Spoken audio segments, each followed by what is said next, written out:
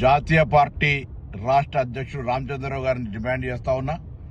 మీకు చేతనైతే ఎల్లినో ఏ విపత్తు అయితే రైతాంగాన్ని తెలంగాణ ప్రజానికానికి ఇబ్బంది పెట్టే పరిస్థితి ఏర్పడ్డదో అదొక జాతీయ విపత్తుగా తీసుకొని కేంద్ర ప్రభుత్వం నుంచి నీకు చేతనైన నిధులు తీసుకొచ్చే ప్రయత్నం చేయి తప్ప ఇక్కడ రాజకీయాల్లో నీ ఉనికిని కాపాడుకోవడానికి మాట్లాడే విధానం చూస్తే ప్రజలకు ఆశ్చర్యం కలుగుతోంది.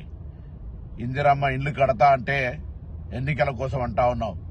మీరేమో ఉద్యోగాలు ఇవ్వరు, మాట మీద నిలబడరు, రైతులకు వేధింపులకు గురి చేస్తారు, దేశవ్యాప్తంగా విద్యార్థులు హక్కును అడిగితే లాఠీచార్జీ చేస్తారు, నిరంకుశంగా పరిపాలిస్తారు.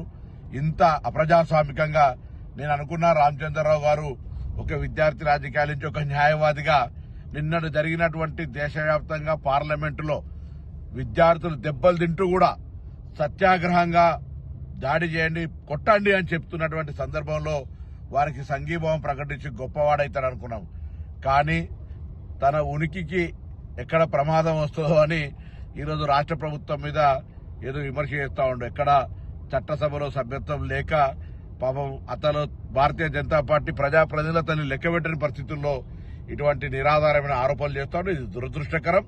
ఇప్పటికైనా జాతీయ పార్టీ రాష్ట్ర శాఖ అధ్యక్షుడిగా నీకు చేతనైతే తెలంగాణ ప్రజలు పడుతున్నటువంటి నేను ఇబ్బందుల్లో కాపాడి కేంద్రం నుంచి జాతీయ విపత్తు కింద నిధులు తీసుకురావాలని ఈ సందర్భంగా డిమాండ్ చేస్తా ఉన్నాను.